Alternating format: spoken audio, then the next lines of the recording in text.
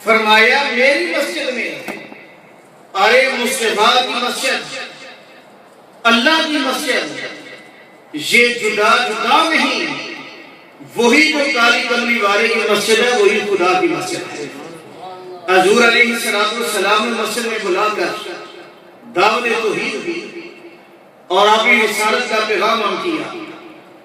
فرمایا جس نے میری مسجد میں 40 نمازیں ادا کی، اللہ نے اس پہ جہنم کی آگ کو حرام کر دیا۔ اچھا آج لوگ پتہ کیا کہتے ہیں؟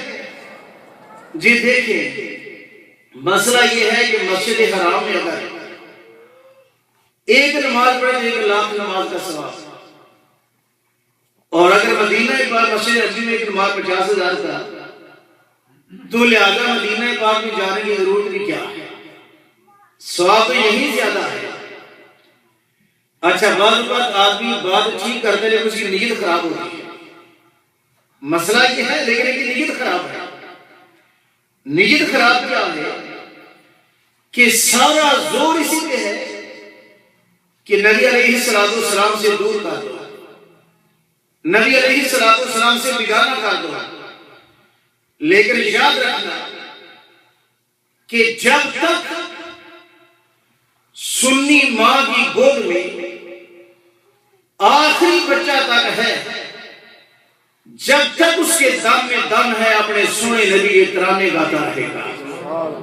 سنی غیرت مند ماؤں میں غیرت مند بچے جنے کہ جن کا کام کلمہ پڑھ کے کلمے والے سنے نبی کی شان بیان کرنا ہے۔ حضور علیہ السلام کی نسبت ہو جائے، اللہ مکہ پاک کی قسم کھائے اور مدینہ پاک کی شان بڑھ جائے۔ اب آئے انسان تو انسان رہے گا، وہ لوگ جو پتھروں کی پوجا کرتے تھے، چوری یا یاری ڈکیتی، قتل و غارت، بچیوں کو زندہ درگور کرنا ہے، جن کا عام کام تھا،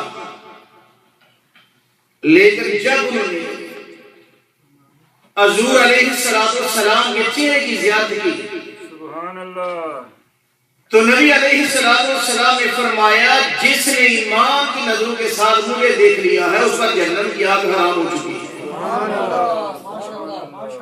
اور فرمایا جس نے میرے دیکھنے والے کو دیکھا ہے اس پر بھی جہنم کی آگ حرام ہو چکی ہے۔ یعنی صحابی، تابعی، تمام تابعین، نبی علیہ السلام نے فرمایا ان پر جہنم کی آگ حرام، کیونکہ ان کی نسبتیں بڑی اعلیٰ ہیں۔ تبا تابعین نے تابعی کو دیکھا، تابعین نے صحابی کو دیکھا، اور صحابی نے حبیب خدا کو دیکھا۔ اور قیامت تک نمازی بھی بنتے رہیں، دعا کریں کہ نماز پڑھیں تو رب کائنات نماز کی روح ہمارے دل میں ہوتا ہے۔ اگر اتنی لمبی نمازیں پڑھیں لیکن دل نہیں بدلا، دل کے اندر تقوی نہیں آیا، تو ہم نے نماز سے کیا حاصل کیا؟ یہ نہیں کہ تھوڑی سی نماز امام صاحب نے لمبی کر دیا تو ہماری نظر سیدھی گھڑی پہ چلی جائے۔ خشوع و خضوع کے ساتھ حضرت سیدنا صدیق اکبر رضی اللہ تعالیٰ عنہ عشاء کی نماز میں سورہ بقرہ تلاوت کیا کرتے ہیں۔ اگر نور مدینہ میں یہ تلاوت کی جائے تو سوچو کہ ہمارا کیا شعور ہے۔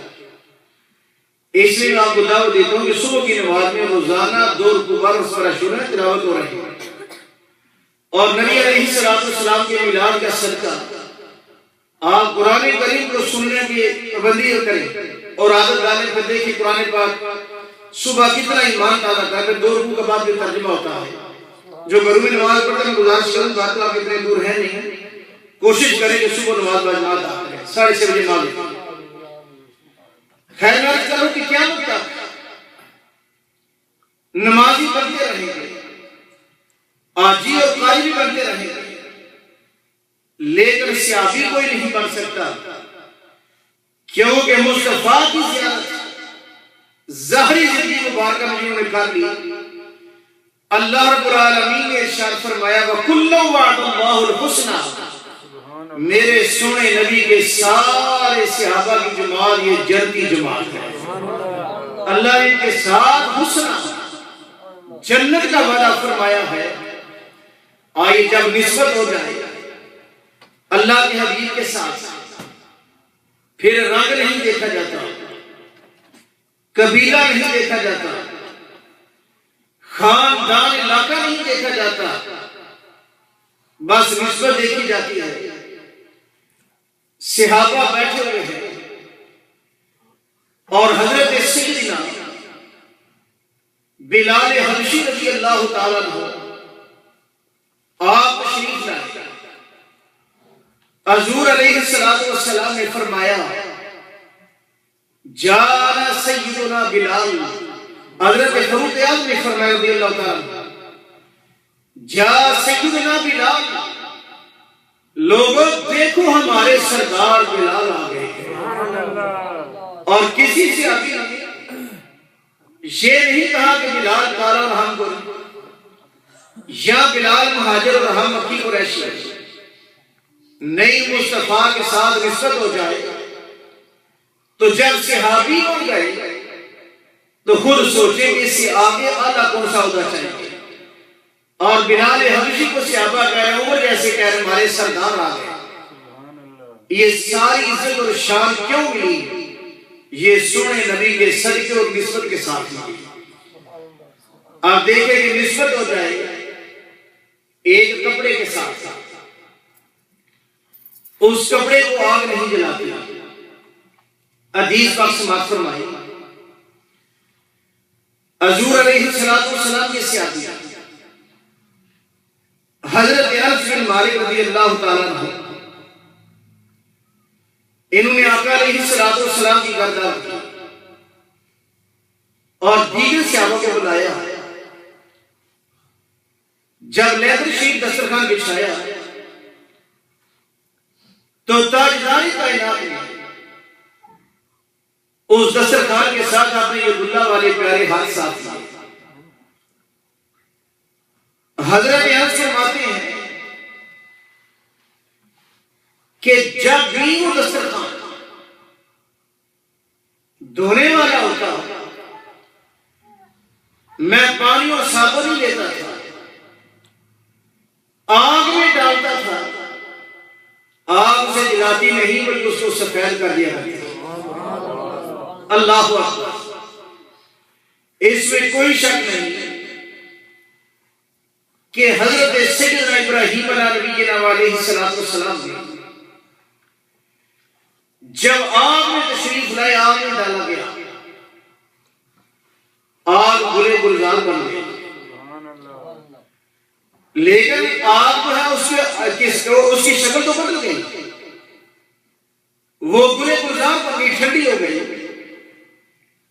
بڑا کمال ہے، بڑی شان ہے، کوئی شک نہیں اس بات میں، لیکن ذرا اس سے تو غور فرمائیں کہ مزہ یہ ہے کہ آگ آگ ہی رہے اور پھر بھی نہ جلائے۔ یہ میرے اور آپ کے نبی کی شان نسبت ہے۔ کپڑے کی نسبت ہو جائے تو کپڑے پر آگ اثر نہیں کرتی۔ آپ خود سوچیں کہ جس بندے کی نسبت سرکار کے ساتھ ہو جائے اس غلام کی کیا شان ہے۔ ایک کہتے ہیں کہ زمین میلی نہیں ہوتی، زمن میلا نہیں ہوتا، محمد کے غلاموں کا کفن میلا نہیں ہوتا۔ حضور علیہ السلام کے غلاموں کو مٹی کب دلاتی ہے؟ حضور علیہ السلام کے غلاموں کا قبر بہت زیادہ حیا کرتی ہے۔ یہ سرکار کی نسبت ہو گئی۔ اب آ جائیں کہ اگر کسی پتھر کے ساتھ نسبت ہو جائے اور پتھر حضور علیہ السلام سے پیار کرے تو میرے آقا اس سے پیار کرتے ہیں۔ ترمذی شریف کی حدیث ہے، حضور علیہ السلام کے ساتھ حضرت حیدر کرار رضی اللہ عنہ جا رہے ہیں، آواز آئی السلام علیکم یا رسول اللہ۔ حضرت حیدر کرار نے عرض کیا حضور بندہ تو کوئی نظر نہیں آیا، یہ آواز کس کی ہے؟ میرے اور آپ کے نبی علیہ السلام نے فرمایا علی وہ پتھر ہے، میں جب بھی بولتا ہوں ان پہ وہ سلام پیش کرتا ہے۔ اور ترمذی کے حدیث پڑھ کر دیکھیں، نبی علیہ السلام نے فرمایا اعلان نبوت یعنی بعثت سے پہلے یہ پتھر، وہ مکے میں پتھر مجھ پہ درود پڑا کرتا تھا، آج بھی میں اس پتھر کو جانتا ہوں۔ ارے اگر پتھر نبی علیہ السلام پہ درود پڑھ کے وہ شان والا بن جاتا ہے تو پتھر کو نبی علیہ السلام جانتے ہیں۔ جو امتی محبت کر کے ناز پڑھ کے اپنی نسبت سونے نبی سے قائم کر لیتا ہے، میرے آقا اس کو نہیں جانتے، میرے آقا اسے نہیں جانتے ہیں کہ بندہ مٹ جائے نہ آقا پہ تو بندہ کیا ہے، بے خبر ہو جو غلام سے وہ آقا کیا ہے۔ میرے آقا علیہ السلام ہم سے بے خبر نہیں، تاجدار کائنات باخبر ہے۔ آئیے پتھر کے بعد دیکھیں لکڑ کی نسبت ہو جائے حضور علیہ السلام کے ساتھ، اس لکڑ کا کیا مقام ہو جاتا ہے۔ بخاری شریف کے اندر یہ حدیث موجود ہے کہ نبی علیہ السلام ایک سوکھا ہوا درخت، اس کا ایک کنڈ تھا جس کے ساتھ تیغ لگا کے آپ خطبہ ارشاد فرمایا کرتے ہیں، اور خطبے کے بارے میں ایک اور مسئلہ سماعت فرما لیں۔ جب امام صاحب خطبہ دے رہے ہیں تو کوئی دوست پیچھے سے اٹھ کے آگے نہ آئے۔ نبی علیہ السلام نے فرمایا کہ جو بندہ دوران خطبہ لوگوں کی گردنیں پھلانگ کے آتا ہے وہ جہنم کی طرف اپنے لیے پل بناتا ہے۔ یہ بالکل صحیح حدیث ہے۔ تو اگر ہمیں گناہ مشورے کے لیے مسجد میں تو گناہوں کی پنڈ اپنے سر پہ رکھ کر ڈیرا اپنے سر پہ رکھ کر لے جائیں تو مسجد میں آنے کا کیا فائدہ؟ اسے بہتر ہے کہ آدمی نہ آئے، آئے تو اپنے گناہ مشورے کے لیے آئے اور اپنے رب سے راز و نیاز کی باتیں کرنے کے لیے آئے، کیونکہ مسجد بہت اعلیٰ مقام ہے کہ عذاب کو ملحوظ خط رکھنا چاہیے۔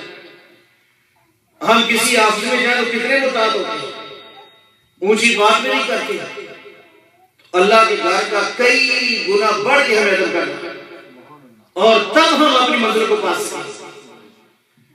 تو خیر توجہ فرمائیں، حضور علیہ السلام اور سوکھے ہوئے درخت کے حصے کے ساتھ ٹیک لگا کے آپ خود کا ارشاد فرماتے ہیں۔ ایک درخان نے عرض کیا کہ حضور میں چاہتا ہوں کہ ممبر بناؤ۔ آپ نے فرمایا بنا دے۔ وہ بڑھئی ممبر بنا کے لایا۔ جمعے کا جب دن آیا حضور علیہ السلام اس ممبر پر جب چڑھنے لگے تو رونے کی جانب آواز ہے، اور بخاری شریف کی یہ لفظ ہے اس طرح آواز آئی کہ جس طرح اونٹنی کا 6 ماہ کا بچہ ہوتا ہے، اور صحابہ رات پریشان ہو گئے کہ مسجد میں اونٹ کیسے آ گیا۔ حضور علیہ السلام منبر سے نیچے اترے اور سید عالم صلی اللہ علیہ وسلم نے اپنا دست شفقت اس لکڑی کے سوکھے ہوئے درخت پہ رکھا اور ہنسیاں لیتے ہوئے جس طرح بچہ چپ کرتا ہے اس طرح آہستہ سلولی چپ کر گیا، اور قاضی یاد رحمت اللہ تعالی یہ ربی مگر اس کا بیان کرنے بخاری میں نہیں، شفا شریف کے اندر ہے۔